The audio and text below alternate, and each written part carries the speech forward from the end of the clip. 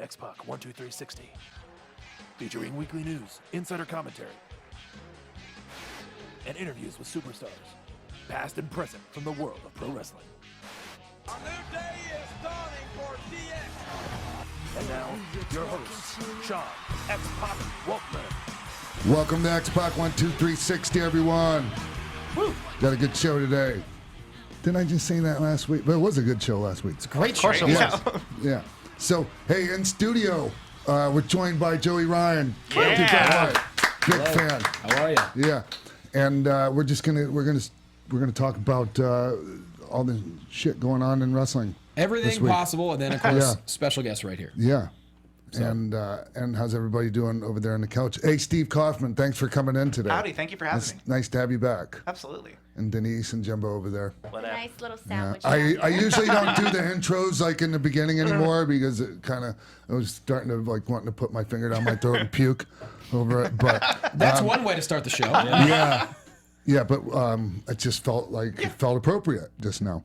So, but Joey, man, thanks for coming in. Thanks for having me back. No, I'm always happy to have you here. It's always great to see you. It's always I'm a great to see huge fan of yours. Stop that.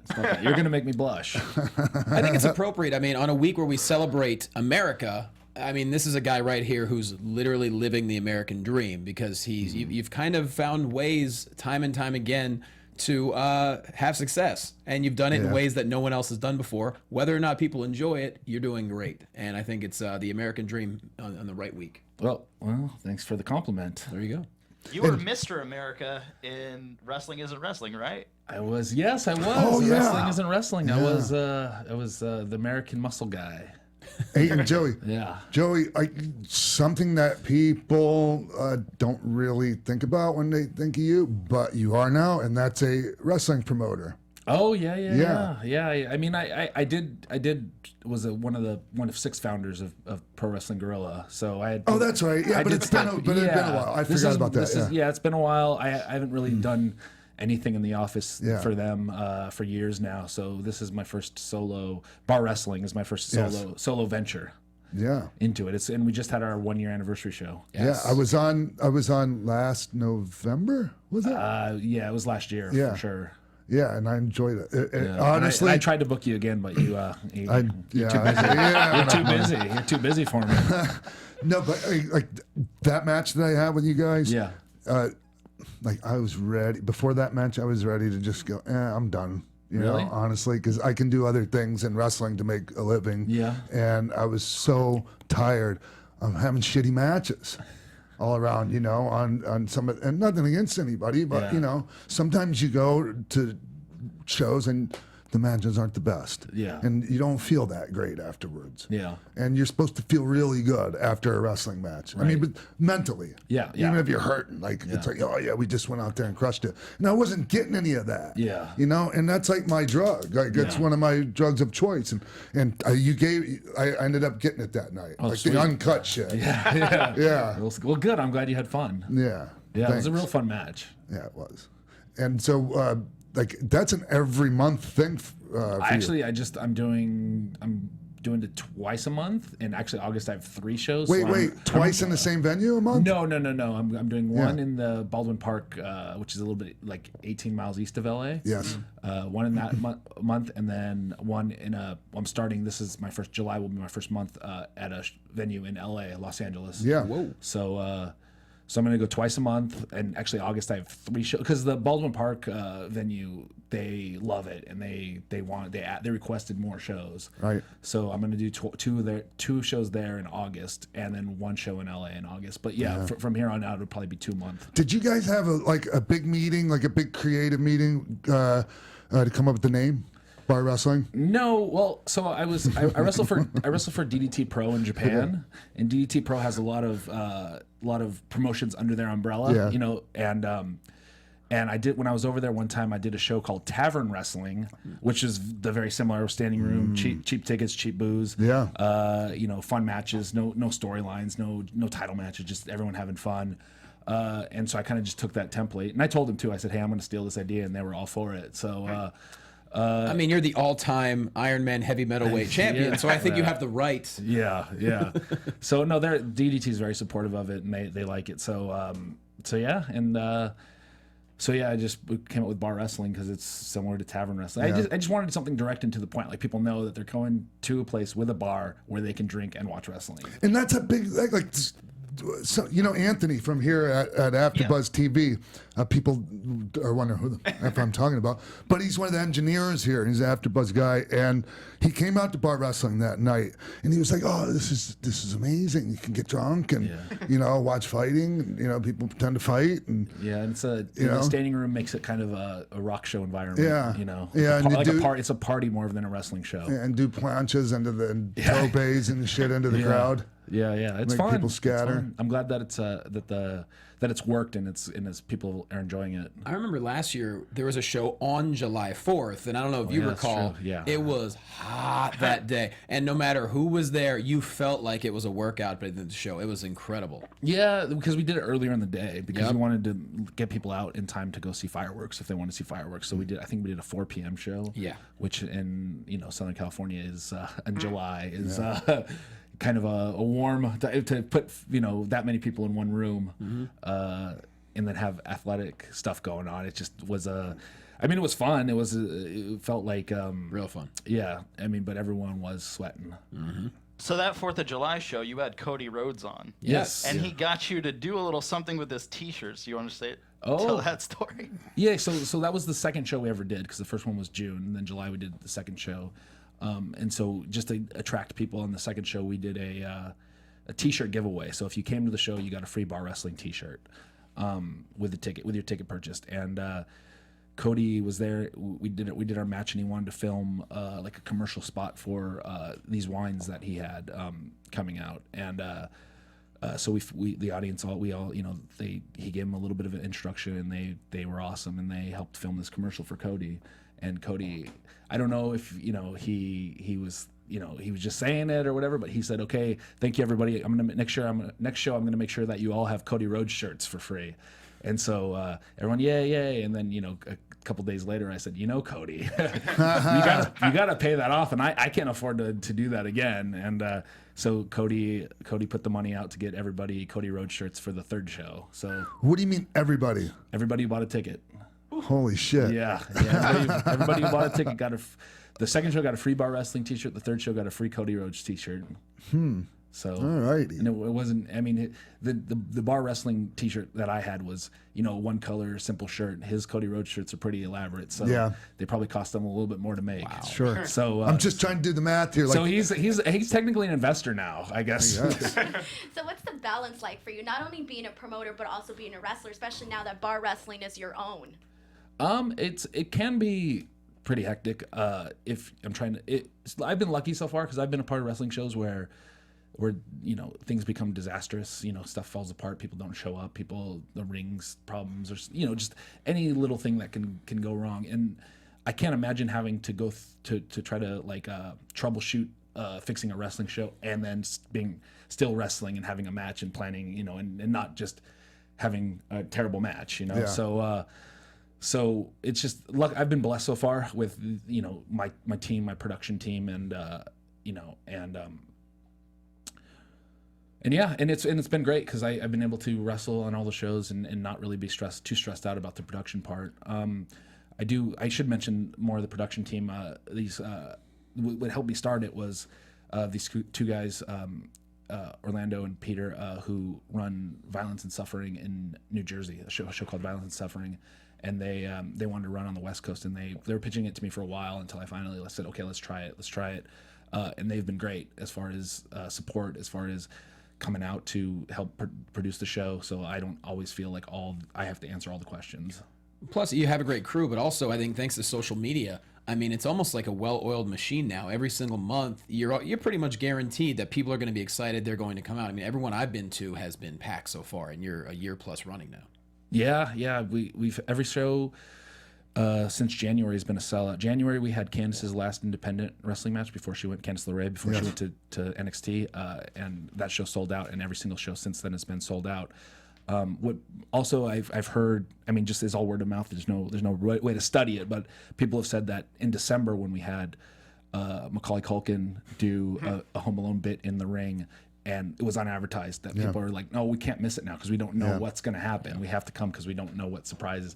You know, in March we had Tommy Dreamer come out as an unannounced surprise. You know, Macaulay Culkin had just left doing his Bunny Ears podcast with me before he came over and did your yeah, he's a very big wrestling fan. Yeah. And like I said, March we had Tommy Dreamer as a surprise. So every now and then we'll throw something unadvertised out so people it'll help create that we have to come because we don't know who's going to show up. And you guys your shows are streamed on High Spots Network, huh? Yeah, about a week after. We have our own Pivot Share channel, but also High Spots Network. Yeah. It's all kind of the Pivot Share family there. Gotcha. And about a week after the show happens, we send it out. They cut it up and they put it up on the Pivot Share channels, which is nice. We have a good support from High Spots too, because the streaming revenue also helps keep the show going. Yeah. And give us the dates of the additional shows. So obviously you have the Baldwin Park. That's the mainstay. There's Baldwin Park. Well. So this show, so the Baldwin Parks we've been running on Thursday nights, but the next show's on a Saturday because it's weird, and I shouldn't take credit for it, and I don't want to take credit for it, but all of a sudden all these Thursday shows started popping up, and I don't have any available Thursdays myself that I'm not booked in July, so I had to book a Saturday to be able to run a Saturday show. So we're Saturday, July 14th in Baldwin Park. And then Wednesday, July 25th in Los Angeles. The Los Angeles venue is probably going to be mostly Wednesdays, maybe sometimes Sundays, but the next one is Wednesday, July 25th, or the first one, and we're going to try that out. And then in August, I've got August 2nd in Baldwin Park, August 15th, which is a Wednesday again, in Los Angeles, and August 23rd in Baldwin Park, back in Baldwin Park. And then in September, we have September 12th and 13th booked. 12th is Los Angeles. 13th is Baldwin Park. Wow. Hey, Joey, I want to talk about your persona. Okay. Yeah. Sure. And I'm pretty sure like anyone that's listening right now knows, how it's evolved and since you started doing the penis plex and all that. Yeah. How has it evolved since then? Have you had to evolve a little? Have you had to come up with new ways and new different things? I know it's probably a weird question, but I was thinking about that all last night. No, and it's actually it's kind of fun because obviously when it went viral, I was like, I'll get a good couple months out of this thing being popular, and it just it caught on, and I always use this example, and even though I hate comparing myself to other people, but it's become kind of the worm for Scotty 2 Hotty. If people go watch Scotty 2 Hotty wrestle and he doesn't do the worm, they feel ripped off. Right. So now I have to do it, but I'm wrestling so much now that I have to come up with either different ways or a variety of ways. And something that's actually happened that is kind of again a blessing for me is that a lot of times I find when I'm booked against somebody and they find out they're wrestling me, that they come up with all these ideas, all these penis spots, all these ways to get into the flip, and they come and they're pitching ideas at me. So I have my set go-tos that I have just in case I need them. But when I go and someone else has a ton of ideas, I'm always open to their ideas because sometimes they think of ways to do it that I didn't even think of. So it's actually become fun to hear other people come up with ideas for the shtick. And believe it or not, a lot of people that want to just turn their nose up at it's actually can be a very family friendly thing. Yeah, because I know I see you kind of shaking your head right now, but but we were in Australia and I teamed with you. Yeah. And the kids, everyone was into it. They all loved it, and it wasn't like a dirty thing. Sure. I feel like because it's not sexualized. Right. It's not like my That's character. what I mean. My character's not getting off by doing it. Yeah. It's the same as if I use the Stone Cold Stunner or the pedigree, but instead it's like you're Mr. Sacco. Right. It's my move, and of course I'm going to go for my move to win the match. With kids, adolescents, I find it's like that feeling when you're 13 and you sneak into a rated R movie. Yes. Yeah, and you get that kind of I shouldn't be seeing this. You see boobies. Yeah. You get that and so they're into it because it's like almost seeing something that they shouldn't. It's like I hate comparing myself, but it's kind of very Attitude Era-ish. Yes. Attitude Era got a great adolescent audience because it was almost taboo to be watching it. So I mean, we can't forget someone almost got their thing chopped off during the Attitude Era. right. So, you know. Yeah, but, so we did this thing, and it was like, Joey would go touch it, and then I'd go sung it, and then Joey go touch it, and we go crowd back chanted, and forth. yeah. Yeah, it was great. And then I can't remember how we finished it, but I should have had the goddamn video clip of that, because there's video of that. But so okay, so now that we're talking about Australia, you were just in Australia again for World Series Wrestling. yeah, World Series Wrestling is it's the third time, their third tour, and I've been on all three. And I actually won the tag titles with the guy we teamed with in that 6-man, Concrete Davidson. Yeah, so Yes. we on the second tour we won the tag titles. They did a tag team tournament that was actually supposed to be me and Candice, but then Candice got signed, so it became me and Concrete, and so ended up winning the titles. And this last tour we defended 3 of the 4 shows. We defended the titles. So Strong business still. yeah. Yeah. It's you know that not only, so obviously the first tour was just like getting all these names there that you know hadn't been in Australia in a while, or like getting them all under one roof in Australia And delivering. Yes. And now the World Series brand has become the reason to go see it.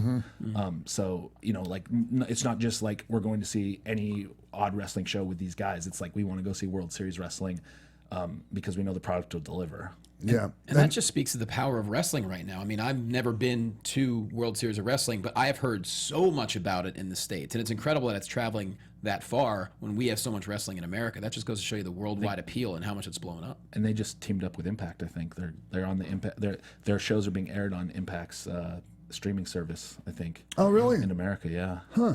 Hey, speaking of Impact, have you talked to them at all about doing anything? No. And it's, you know, after, you know, I think maybe towards the end of last year, before we filmed season 4 of Lucha Underground relaxed the exclusive part of the contract, and they said we were allowed to work anywhere outside of WWE. So that opened up Ring of Honor, that opened up, which I worked in last November, and opened up Impact, and opened up basically anywhere except WWE branded stuff. And so that's why Brian Cage and Taya Valkyrie and a lot of, you know, Killer Cross, a lot of those guys have been popping up. Pentagon, Phoenix, a lot of those guys have been popping up on Impact because there's a working relationship there. I have not had too much contact. I don't know if it's, I mean, it could be partially because of the penis stuff. I don't know. But I don't do the penis stuff on Lucha Underground. Yeah. So, I mean, and I don't do it on Championship Wrestling from Hollywood. I don't do it on those TV. It's not something that it's not like, oh my God, if I don't have the penis plex, I'm dead in the water. Yeah. No, no, there's ways to work around it, and there's ways to I mean, I just on those shows I just tend to up the sleaze part of it, and you know, the pro wrestling fan in 2018 is so they're so like apt to evolve with us or adapt to us, and so like they understand that when I'm at Lucha Underground that they're not going to see the penis flip because it's a national television show, and you're a cop. Yeah, and I'm an undercover police officer who doesn't have mythical penis powers. Yeah. But yeah, so it's cool, and you know, I'm not saying that nothing will ever happen with Impact. I mean, I'm friends with Sanjay Dutt, who's, you know, in the office there. And you've been there before. And I've been there before. Yeah.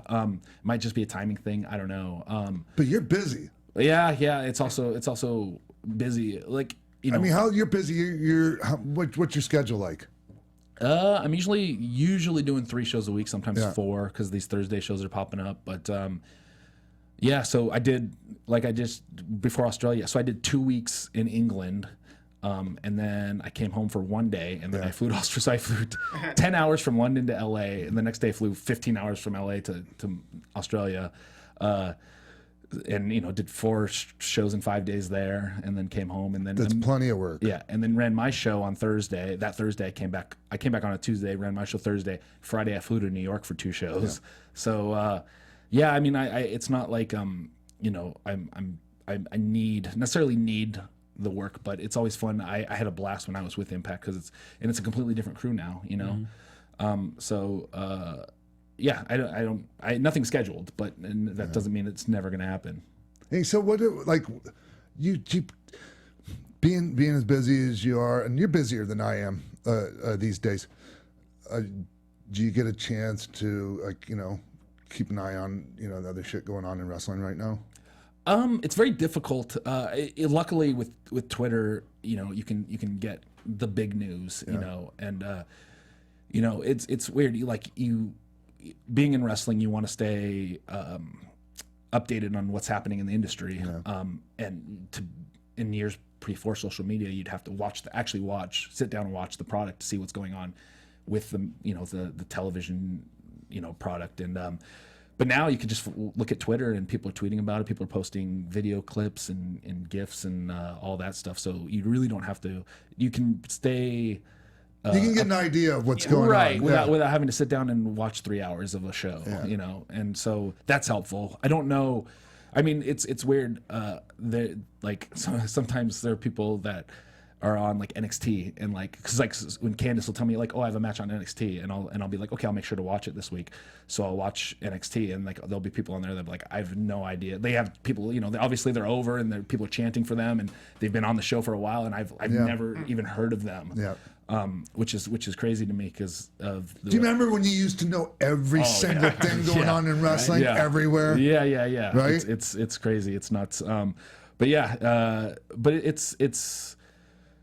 It's the way the wrestling is right now. It's hot everywhere, and it's hard to keep up with everything that's going on everywhere. Yeah, it is. Go ahead, you guys. So yeah, I wanted to know, when you were in PWG and where you are now, did you ever think that there would be this huge evolve throughout your career? Well, you're always hopeful of that, right? You always want to keep growing and getting more popularity, more success. I didn't. Even when we started PWG, we didn't even think it was going to be. I mean, it's been 15 years now that PWG's been around. We didn't think it was going to grow to be that big, to be one of the top indies in the world. And so, in that, and the same with me. I always get when a promoter tells me when I announced you, it spiked our ticket sales. That's that's crazy to me to think that I'm an actual draw in wrestling. So it's never, you can't really plan for that stuff. It just kind of happens, but you're glad that it happens. Yeah. While we're talking about other things in the world, do you want to go over some news now? Then we'll close out with some more. Yeah. Focusing on Joey. Well, first story. You mind? Hey, I was hoping that you would weigh in on some of the. Sure. Shit I'm cheating now by reading your notes. Yeah, we're going to run over a couple of things, and we definitely have some more things we want to talk to Joey about. But we want to pay respect certainly to Matt Capitelli, who passed away this past week. Oh, did you know Matt at all? I didn't know Matt at all, but I've a lot of my friends, that came out of that. Morrison seemed to me really gutted by this. A lot of my friends came out of that system and knew him well, and they're I've never ever heard anything bad said about him. See, I didn't know Matt. But just like you and like everyone else, you hear just what a wonderful guy he was, and it really caught. It just took the wind out. It was like a punch in the gut, and I didn't even know him. Just because 13 years he fought that. Yes, he did. Very and he's inspirational. that glioblastoma. It's the same thing Maria Menounos' mother Litsa has. And unfortunately, with glioblastomas, they hit people differently, and sometimes they can be lethal in a very, very quick amount of time. Yeah. And you have to be a fighter to defeat that. Matt Capitelli, my God, 13 years he fought it. That is really, it's inspirational, and a lot of people. And it made, fuck. Sorry, I'm gonna take a drink of coffee real quick. Go for it.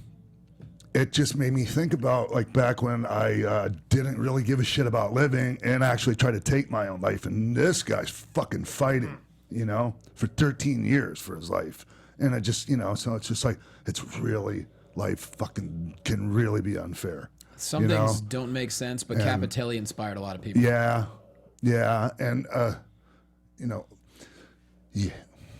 I want to try to come up with more words than, or different words, and prayers, condolences, and and those words that are so cliche and everyone says the same things. But I just, really, that's that's the only thing I can come up with. I think it's safe to say Matt Capitelli left his legacy is no days are guaranteed. Yeah. And we need to live each day to our best capacity and treat people well and make the world a better place. If we all individually try to do that, like Matt Capitelli did, the world's going to be a better place. It's kind of where I take it. And let's not take away from the fact, okay, he died a young man at 38 years old. However, in that 38 years, he pursued his dream and he lived it. Yep. Yeah. Yeah. And he would have continued living it if he wouldn't have been diagnosed with the brain tumor. So, there's a success story in there too. Absolutely. Absolutely. Yeah. So what else do we have? I got to talk about Kenny Omega, who was our guest on the show just 2 weeks ago. Incredible episode. It blew up. So he did put on the show with CEO, the Combined Gaming Professional Wrestling Show. And for all intents and purposes, big success. But there was some drama that followed it. Denise, I know you know more about the specifics of it, I think. There was a guy that, I guess, the ring crew was allowed to do a dark match, and he's got a criminal history, I guess you could say. Well, the details are basically it was Chasen Rance Yes. versus Aaron Epic, and basically they were in a dark match. But then when you Google I can't change his name. Wow, I can't get that. When you Google his name, it comes out that when he was 25 years old, he did have allegedly a sexual encounter with a 15-year-old, which is clearly, not. Okay. It's definitely not okay. So basically when fans found out that, they were like, Kenny, how can you book this guy on your show? So Kenny did come out and he did say, like, hey guys, I'm sorry, it was a terrible oversight, and I believe he said he would refund people if they felt that the show, if they couldn't enjoy the show because of it, that he would refund people. Yeah. And I mean, truthfully, I think that was very nice of Kenny to do, because I do think that it was an oversight. Sometimes you don't think like, hey, I'm gonna check this guy's background and see if he did anything weird. Yeah. You don't think that way. Sometimes you just think good all in all. And you might, and maybe it's not a safe assumption, but maybe someone else like that's working like with you might smarten you up to it. If it's an issue, like, I mean, it's not. I mean, Kenny should be able to count on others too. Like, he shouldn't be able. Like, it shouldn't be all, on him. I mean, he organized the event. He took responsibility for it. Apparently his first statement wasn't good enough for it. He came out and he gave a perfectly fine. Yeah. Like, it was, and everything he said was, what I thought was right on the money. And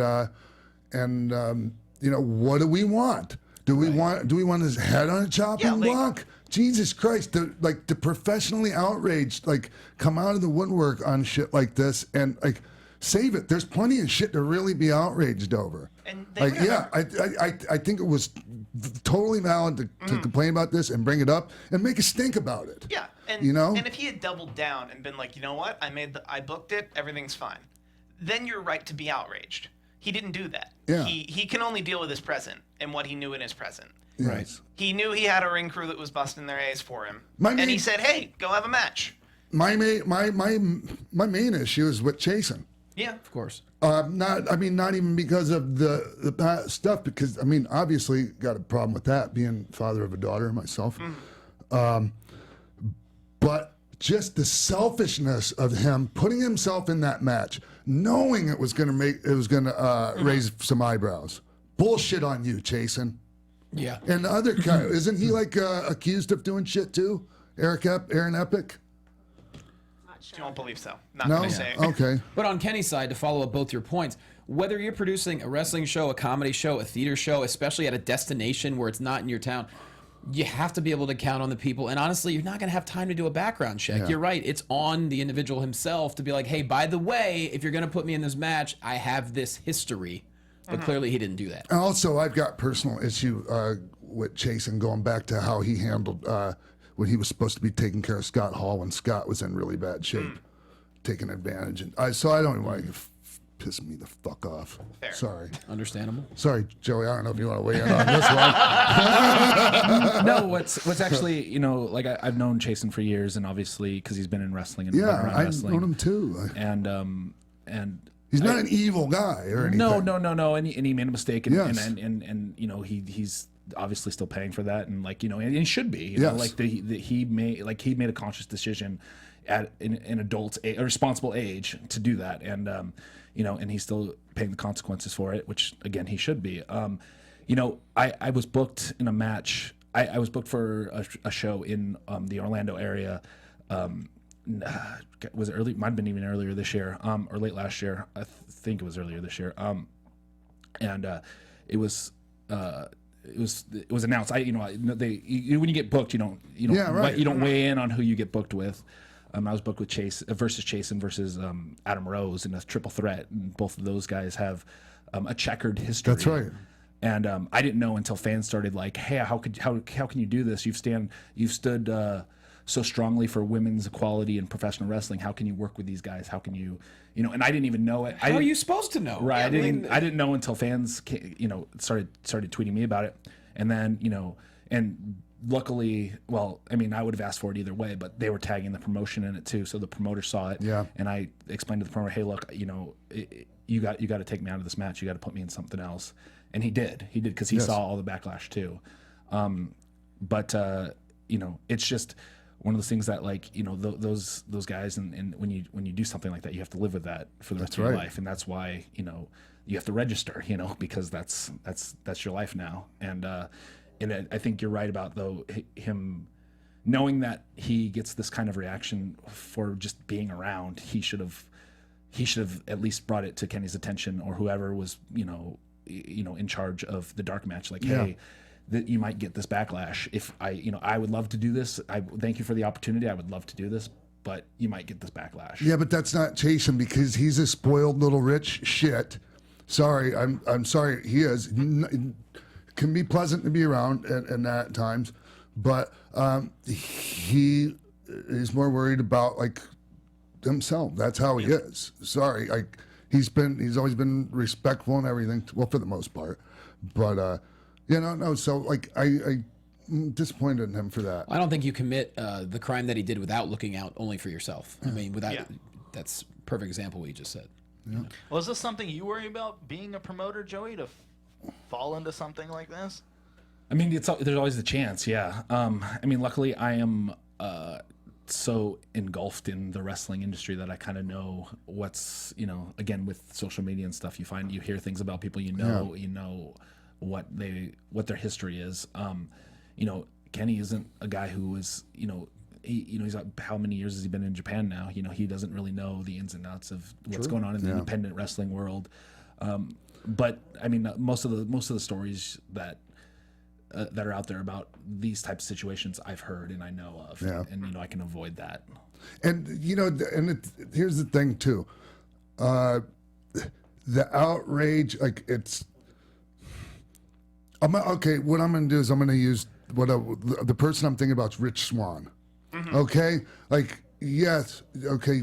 The outrage was. I'm happy people spoke up about chasing that, but trying to get Rich Swann, a bunch of people, the PCW show that he was booked on coming up. I mean, I was really bummed out. That guy, I think, come to find out, didn't do anything. I mean, and Sue Young's backing him up. That's why, yeah. So they ended up booking him on that show. Good. They kept him on. Yeah, good, because they were reaching out to Twitter and wanting feedback, but the people that are going to get feedback half the people aren't even people that buy tickets. Right. I mean, Twitter eggs with an opinion. Yeah. So. Makes me think of Andy Kaufmann on Saturday Night Live when they were like, "Hey, vote if you want to keep him on or vote if you want to take him off," kind of thing. Yeah. Just putting it out there when they already in the end probably had their decision made up. But I'm really happy for Rich, and I hope he keeps moving forward. He's on Impact now. I hope He's so doing too. Great things. He hasn't really told his story at all, has he? No. He said he would come on the show. You want to get him on here to do it? Yeah, I totally would. Reach out to him this week. Yeah, I mean, I already did. I reached out to him. Okay. He got back to me, and I just felt bad because I mean. It's just I could understand how he probably feels. Yeah. Definitely. So, anyways, what else? We got Shinsegae Nakamura. That dog bite from the police dog is really apparently a lot worse than people thought. He's going to be out at least 2 more weeks. So I don't know where he got bit. I'm assuming the calf, somewhere Achilles. on the leg. Yeah. It was here and that. It was lower left leg is all these. So yeah, I mean, as you know, calf injury, Achilles injury, that's rough. I just pulled Achilles I don't think that's where he got bit. No. Okay. No, I'm just guessing the leg probably. Yeah. Or the hand. I don't Lower know. left leg. So. Or the hand. Who knows? I think they said lower left Yeah, leg. he's Lower on, left leg? He's on crutches, He's on right? crutches in Japan, so it's gonna be the leg of some type. Probably, like a big enough dog could wreck your entire calf. Exactly. Oh, it's a police dog. Yeah. Yeah, like Yeah. If it's right the head of the gastroc, that could be weeks of recovery. That's I a think lot the of whole muscle. situation is just weird. How everything happened. The guy goes to get his workout in before the show, and then they're doing like this random, what is it, like drug sniffing search No, it's there? not drug. Or It's what is only it? bombs. Bombs. Yeah, There you go. explosives. Bombs. That they're doing like this random search on like a Tuesday or something like that. That's pretty weird. That they would go and do that. No, it's actually Standard, huh? standard now. Every Really? Okay. event. Yeah.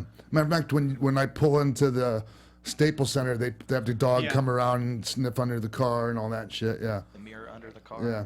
Wow. Interesting. Some women's news. Ruby Riott, unfortunately, also injured. Knee injury over the weekend. There's not. They didn't give the extent of how bad the injury is, but obviously she was not on television this week. So that's all we know there. Io Shirai has signed with WWE. She's a Japanese star. She made an appearance on a live event in Tokyo, and I guess she's definitely joining NXT, from what everyone understands. yes, Apparently, that's a big deal. it's pretty big deal. She's Okay. also likely going to be in the Mae Young Classic. Okay. Was she as Right big on. of a star as, say, Asuka was? Do you guys know? I'd say she's on the lower level, like the Yeah. Kairi Sane level, Okay. like around there. A Like really on good her gap. way up the ranks, but not quite top level Asuka yet. Is she someone you know from your time in Japan? I don't know her personally, but I know of her because she's probably Stardom's top girl right now. Okay. You never defended the DDT title against her? No, I did not. No? No. How's intergender wrestling coming? I mean, it's there, and I enjoy doing it, and it's I've explained this before how it allows a different creative outlet, a different Yes. creative process, because it's obviously and it's different, and you have to think about it differently. But I think it's no different than doing like a big man little man match. You do a man. Yes. It's all in the realm of believability in our made That's up right. world. So I enjoy it because it allows me to create moments of inspiration for women who watch the product. Yeah. If a woman can overcome the odds of fighting a sleazebag guy, and that's something I learned teaming with Candice for all those years, is that I've literally seen girls come up to Candice at the merchandise table in tears, shaking, nervous to meet her because she's inspired them, and not just to fight against bullying or to stand, but just to stand up for themselves, or to fight. One girl we were in England, one girl came up and said that Candice inspired her to fight her anorexia, and and that I was. thought you were going to tell me her abusive boyfriend.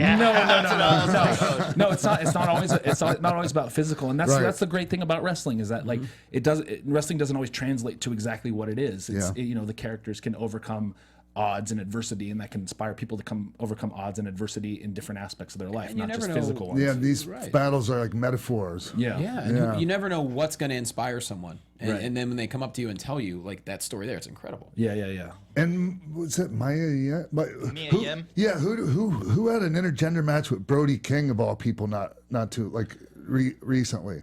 Jeez, I Taya don't know. did. Taya did. Oh, Taya did? Taya did. I think Mia had a match with Keith Lee. Okay. That was pretty recent, and Matt Riddle actually too. Oh yeah, Interesting. Taya, it was Nuclear Heat Wrestling. Taya had an intergender match with Brody King. Oh, okay, that's what it and, was. And Ryan, it was and Hot Young Brothers, it was a three-way, Yeah. and it was great. I mean, Next show- Taya can beat anyone. Next show, she's wrestling her husband Mundo. She sure is. But I think what you mentioned, you're talking about Candice, the one photo that really comes to mind for me, I think it was when you guys won the PWG Tag Team titles. She's got just a crimson mask, and there's a photo of you guys together. I mean, that's an inspirational photo, as is for women, just showing everything that she's done. Yeah, I mean that match. People, still talk. It's probably the match I'm most known for too. Even though, it was mostly about Candice's moment, because she beat the Young Bucks, and she got bloodied in the process, and she fought again. She fought back. She got it was a hardcore match, and the Young Bucks. Matt Jackson pulled a shoe covered with thumbtacks out, put it on his foot, and super kicked. He was going to super kick me, and then Candice stepped in the way, and he super kicked Candice instead. But the reaction that match got, like with anything with wrestling, it's subjective, so it wasn't always it wasn't all positive, but for the most part, it's been overwhelming the amount of people that have shown support for that match, and Candice's part in that match. So and look at her now. Yeah, it's been, and obviously, she's someone who's worked hard her whole life. She started training when she was 15 or 16 years old. She has not to make this interview about Candice, but her story is and she's not the kind of person that will sit down and like tell you about her story, because she doesn't need that attention. She doesn't need you to she'd rather somebody else toot her horn for her. She doesn't need to verify her success, but she wanted to start wrestling at 14 or 15, and her dad was really nervous about sending her to wrestling school or letting her go to wrestling school. So he bought a ring and put it in her backyard, and then brought people to their house to teach her to wrestle, because and this is how much she wanted, is that she wasn't like the girl who like, I want a pony daddy. She was like, I want to be a professional wrestler. She's inspired by Macho Man Randy Savage and Shawn Michaels. She wanted that to be her life, and she went out and did it. And it's very cool that she's where she's at now. Yeah, it is. And I had a question about that, actually. Go ahead. About what do you feel about Candice's career right now? She's been embroiled in a deep storyline with Johnny Gargano and Tommaso Ciampa, and they've kind of labeled her as Mrs. Johnny Gargano. How do you feel about her presence and how they're presenting her in NXT right now? Personally, I don't think that's the best avenue for her, and that's just because I know what she's capable of, but I don't know the end game of their storyline. Maybe this is their way to, maybe they're just going to start Candice out as being more timid and then build her up to being more of herself, and maybe they just want a slow burn for it, and I'm not obviously in their writing room, so maybe this is just the way to get her on camera and her name known, or her face known on TV, and then they can build around that when she's already established, or she's already people already know, are familiar with her, and maybe that makes her story better if the mainstream audience that doesn't know her independent work see her as someone who builds up courage and builds up strength. Maybe that's going to work long term better for her. I don't know personally right now the way she's and she's a team player. She's she knows that she's helping. Johnny and Tommaso's storyline, so she's not gonna raise a stink. She knows that her role right now is to be a supportive character to them, in their story. So, but personally knowing what she can do, obviously I think they're underutilizing her, but I don't know the end game. How did you watch the NXT takeover match from Chicago with Johnny and Ciampa? I watched it through GIFs on Twitter. Yeah. No, and usually I'm pretty good about when something gets a lot of buzz. I'm usually good about finding that match and watching it. I've been so behind on it lately that I'm sure I'll get around to watching it, but I just haven't yet. I've been a pretty big fan of the whole show, actually. Yeah. I think I watched every bit of the NXT show, and only selective stuff from the show the next night. Well, that was an endeavor that obviously worked out a couple of years ago. Last piece of news, another endeavor that was once a thing and apparently is now going to be another thing. Rumor is now that Vince McMahon is willing to spend up to $500 million on the newest version of the XFL. If he would have waited a few months to cash in some of his shares of stock, it probably the money he would have made after the stock went through the roof would have probably paid for it. You're probably right. And it probably did. Probably. Because they're not saying, because they say he raised the money, and then they're not going to, because it's private money, that they don't really have to tell you where it came from. So I'm suspecting, I'm sure some of the money came from the boost he got in the last couple of weeks. Yeah, but he had already cashed out before that big boost came. Fair, but completely, I'm not sure. Well, no, not completely, but I mean, probably what he wants to cash in on right now. I still stand by the idea that this $500 million investment is a good investment in investigating football on television, so that if they don't wind up actually being a televised football league, they still have research that that the NFL would want to purchase. That's all. I think interesting way of looking at it. I think his long play was he wants to develop this relationship with Fox so he can actually pivot, so he can actually pitch them on, hey, you're going to give me a lot of money, but I'm going to give you so much content. And I think his pivot is, or the NFL will just buy my research, because they're probably not doing Like, they're probably not doing out-of-the-box research. They're doing research within the NFL bubble. And they'll probably want to know, because last time he did this, he innovated production in football. Absolutely. So it's a $500 million guinea pig in a way. A little bit. Well, Possibly. It's good to know what your pivot is. Also, it's good to be Vince McMahon and have $500 million to just yeah. literally give it a try. Hey, Like, so what's the word on their Ebersol and somebody else was starting up another one on their own too. That I have no idea. I know him and Ebersol are really tight. Yeah, there've been a couple of those floating around for a while that I'm not quite like. I think everyone's always trying to start a football league.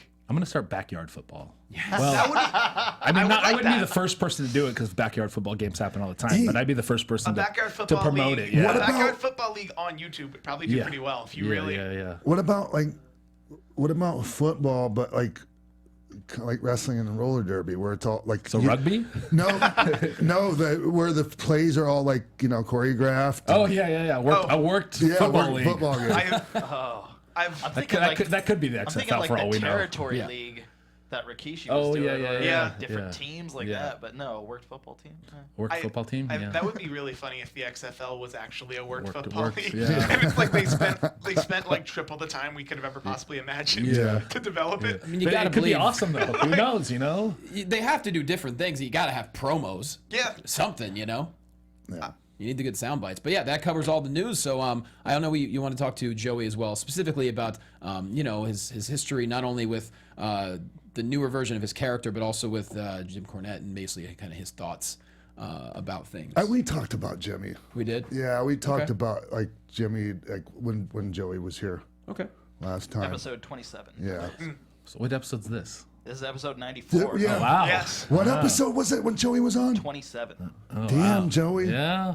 Sorry it took Long me so time. long No, to get you back it's in fine. here. It's fine. I know you've been busy. Yeah. No, it's good. It's good. Well, I want to know, with Ronda Rousey and WWE and everything she's doing, you think that we're closer to having actually competitive intergender matches and not comedy intergender matches?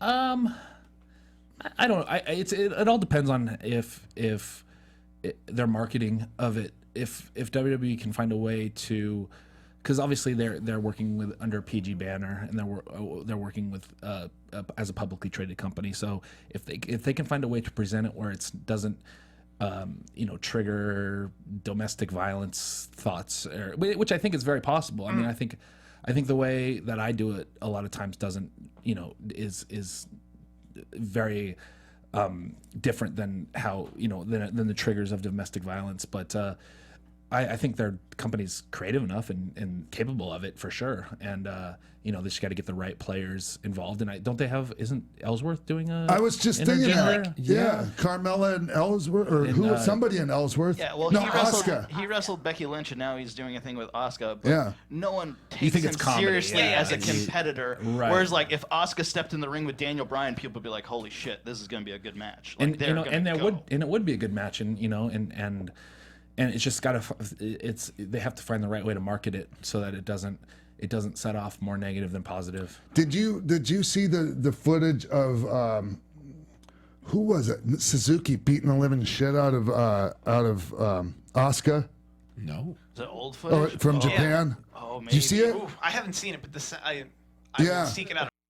Sorry, my last point about the intergender stuff is that I think professional wrestling to me is more like theater or movie than sport, just because of, I mean, it has both, but the comparisons, I think, and movies, I mean, I just watched a movie on a plane called Atomic Blonde where Charlize Theron is fighting dudes through the whole thing, and it's awesome, and it's great, and it's like, and it doesn't trigger domestic violence, and I feel like if WWE can find a way to do that on a live stage, then it's more than profitable, marketable, and inspirational for them to do. Sure, it's like you're featuring like powerful women that are fighting. It's not like weak women that are victims and things like that. Right. Yeah, and the more you have people like the Keith Lees and the Matt Riddles and the people or Brody Kings, like guys that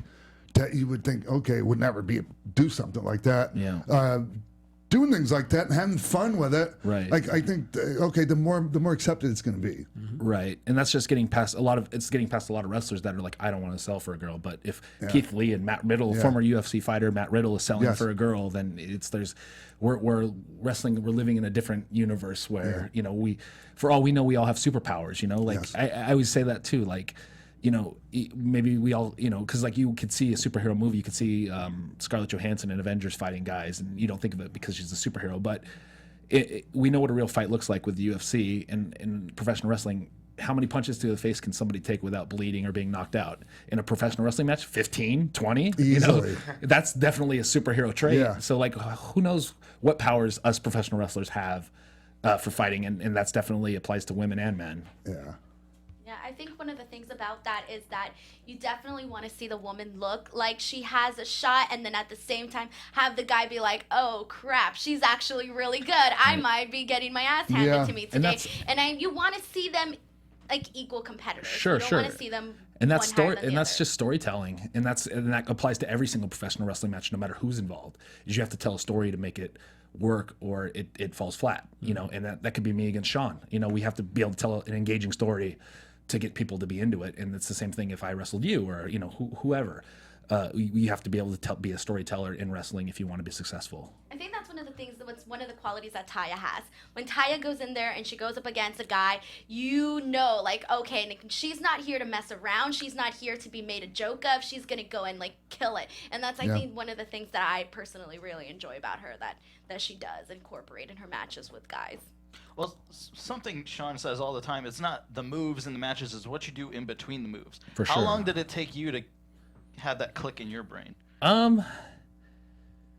mean, I think I'm still working on it. I don't think you ever get perfect at it. But yeah, to that effect, just not only is it telling the story through wrestling moves, but it's telling the story through characters. I had an intergender match with Saraya Knight, Paige's mom, and she's known for being mean and vicious. And I actually almost feel like I went in as the underdog in that match because of her reputation for being mean and vicious. I feel like people thought she was gonna roll through me. It was a different aspect of an intergender wrestling match for me, because usually, obviously, I'm the aggressor, but. It's characters complementing each other. It's how they react to each other, and then it's the story you tell within the moves. And how'd that match go? It was great. It was for Rise in Chicago, and it was a lot of fun. And she punched me in a few times and caught me with a couple of them, and she got me in the stomach once, knocked the wind out of me, and that's how she goes. She goes super aggressive, and she knows. And this is something that Candice talked about a lot too, is that when she's in the ring with guys, she knows she has to bring it a little bit harder than when she's with girls. It's the same, Joey, as I always felt like when I was in there with guys so much bigger than me. Yeah. I was never going to complain about getting hit hard, and I was going to bring it. Yeah. And honestly, most of those, some of the bigger guys were kind of pussies. I'm not going to lie. They would complain, but most guys didn't want to complain about this little guy, knocking the shit out of them. Sure. And you knew you had to make it believable. That's the bottom line. Is you had to make the audience believe that you could damage these bigger guys. Yeah. Shit, man. I had a really good point I was going to add. Now I forgot. On the subject for WWE specifically, I don't think they're going to touch intergender, because they had a chance with it with the mixed match challenge. They've other than like the James Ellsworth jokey stuff, I think they're just going to assume men don't touch women. Well, I think that they're going to they'll experiment a little bit with it, and if they can if they can push it a little farther, they might. I don't know. But I was I know what it was. I was going to add to what you were saying is, I never had a problem with selling for the women. My problem as a baby face, like when I got put in a tag situation with Chyna, and she was a heel, was me hitting her as a baby face. Yeah. And we worked around that. It wasn't hard, actually. You just got to use your head. Right, exactly. No matter as a heel or face or whatever, I don't. There's never a point where I will strike a girl in a match, which is easy to work around because we make it up. We make up what we do. And if there is a strike, it's sold properly, and it's you know, the Candice and I used to have this spot where, you know, she would be rocking and rolling on a dude, and out of, you know, she would hit the ropes, and out of instinct, the guy would punch her, and she would dead sell it, and the whole crowd would go, "Oh my God, how can you punch a girl?" And like we did it with Colt Cabana, obviously, he's super babyface, and he was like, "Oh my God, I'm sorry," and he started like apologizing, and then I came and capitalized on him while he was apologizing to Candice, trying to help her up because instinctually he just, you know, as defensively threw a punch, and she sold knocked out. Yeah. So we used the strike as a big moment in the match, and it was properly sold, and it was believable, you know, it's just it's all storytelling. In Mexico, when I was there, every night there was a match that was intergender. You know, it would be Billy Boy and Fabi Apache and us and Ayako Hamada and this one and that one and the Moreno sisters and like all beating the shit out of each other. I mean, Lucha Underground, I think you would agree, has done a fantastic job with intergender wrestling. Yeah, yeah. They get it. They get it. Well, because in Lucha Underground, there's never a question of like, oh, why is this woman wrestling this man? They're Right. all on the same level playing field. Right. Yeah. Lucha Underground also has time travelers and Like, and ghosts the and like extreme of like we Yeah. create this universe Yeah, and yeah, we're in yeah. control of it. Did the They new took breed come that. from 2002? Do you remember? That would be- that went that would over be everyone's awesome. head. That would be awesome to travel back in time and The bring new back breed like was this tag team in WCW, Okay. and it was in the late '80s, almost kind of get like '87 something like that, and it was when Crockett bought out Florida, and it was Sean Royal and Chris Champion, and they came back from the year 2002. Whoa. What? Yeah. So now obviously is the sequel to that is they come from the past That's in right. 2002. So like Wasn't there also a new breed in the ECW sci-fi one where it was like Elijah Wood or it was right? Sylvester Terkay. Yeah, like the newer guys on the ECW on Sci-Fi show. Maybe. They called themselves the New Breed. CM Punk was a part of it for like a week. And also locally in Southern California, the Rock Nest Monsters are back, and they've Okay. been gone for 4 Earth years. And they're starting to tell their story about where they've Who's been. the other Rock Nest monster besides Johnny Yuma? Kevin Martinson. well, he AKA goes- Johnny Goodtime. Big Big Hunky Hunky Kev, Kev. BHK. He's Son of Madness and Lucha Underground. Oh God, there's some of the people listening right now are just either pulling their hair out or have already turned the show off. It's talking about space. yeah. Stuff. All right. Talking about traveling back in time, you got to wrestle Jerry Lawler. I did get to wrestle Yes, Jerry. that's Lawler. what I wanted to Yeah, tell. yeah. And you did it as As Andy Kaufman. Andy Kaufman. Yeah. Whoa. I obviously I've watched reruns of Taxi when I grew up, and I saw like the SNL clips. But when I started wrestling and then started to come up with this character, like I started looking at different people to study that that could help me rather than the traditional ones, that everyone watches. And I thought, well, Andy Kaufman was able to wrap an audience around his finger with, limited wrestling, obviously. And so I started watching Andy Kaufman. I became a big fan of his, and then I started watching more of his comedy and became a big fan of that. Yeah. And so he's always been kind of an inspiration. So Jerry Lawler became somewhat of a dream match for me, and I told Michael from High Spots that, and he made it happen at WrestleCon, the match with Jerry Lawler. Yeah. And I asked Michael if he could ask Jerry if it would be okay for me to be Andy Kaufman, and Jerry loved the idea, because it coincidentally, I think it was like the 35-year anniversary of it, like almost to the day or something, that he pile drove Andy Kaufman. Yeah. So, Jerry was all about it. So, we just played up the shtick. I came out and cut it, went over a lot of fans' heads because Andy Kaufman isn't, like a lot of wrestling fans don't really know the Andy Kaufman bit. I mean, they know of him, but they don't really know the bit. So I came out as Andy Kaufman, cut a promo as Andy Kaufman, called out Jerry Lawler. Actually, I called out any woman in the audience as Andy Kaufman would. Jerry Lawler came out instead. And we had our match, and it was fun. And Jerry loved it too, which means more to me when I can work with someone like that and they really, really like working with me. That means more to me. That was cool. I was there for that, and I liked it because prior to that, you had cut this whole promo about how women belong in the kitchen and they're terrible and shave your legs and all of this stuff. And Jerry Andy Lawler Kaufman, comes out. almost word for word from my Yeah. Andy Kaufman promo. And then he's like, it just tied in very well. I thought it was pretty cool. if you could have gotten Nick Hausman from WrestleZone to dress up like Tony Clifton, that would have been. My God. Yeah, They could run in from Tony Clifton. Andy Kaufmann and Tony Clifton at the same place at the same time. Talk about time travel. Actually, at StarCast, they're doing a bit of a panel where they're going back and talking about Andy Kaufmann, and then someone tagged Tony Clifton on Twitter, and Tony Clifton was like, "My invite must have been lost in the mail." Yeah. Because Tony Clifton's still out there doing it. He does a show at the Comedy Store, I think. Every Oh, summer. Bob Zamuda. Tony Clifton. Yeah. Bob Zamuda's a different guy. Is he? Huh. Okay. How There we does go. the penisplex survive the fireball? Oh, it was fine. As I explained, it didn't hurt. It just startled me because I saw fire. You didn't know it was coming? No, obviously I did, but in character wise. Yeah. Because I don't sell the penis. Like, Yeah, but you weren't- Penis is you- indestructible. Yeah, but you were Andy Kaufman. You were. That was well. We did a thing like where finally because we wanted to obviously pay off with the fans, the Joey Ryan that the fans know. Yeah. We actually played up the fact that the pile driver was banned in Louisiana. Like it's you can't do it in Louisiana. Sure. So after Lawler came out, we had a little verbiage back and forth. I said, you know what? You only scared Andy Kaufman because because of the pile driver, but in Louisiana you can't pile drive me, so you've got nothing. And then blah blah blah. And then I kind of became Joey Ryan. And I said, Jerry Lawler touched my dick, and the crowd, of course, chants "touch his dick," which I think Lawler was surprised that Yeah, they knew the deal, right? That they knew the deal, and so we built up. So towards the end there, I kind of transitioned from Andy Kaufman to Joey Ryan to pay off the Joey Ryan for the audience, and then we did the fireball to the dick, and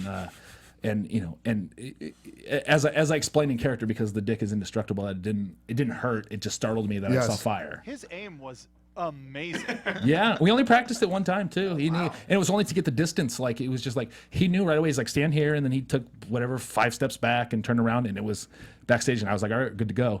We kind of hit it though. We went to like a back corner because he didn't want the commission to see us using a fireball in case because that wasn't written in the it's like no pile drivers, no whatever. Head no drugs, power bombs either. something right? like that. Yeah, so that was all written, but there was nothing about fire. So he didn't want them to see fire and then like add it last minute. Yeah. Oh wait, no fire too.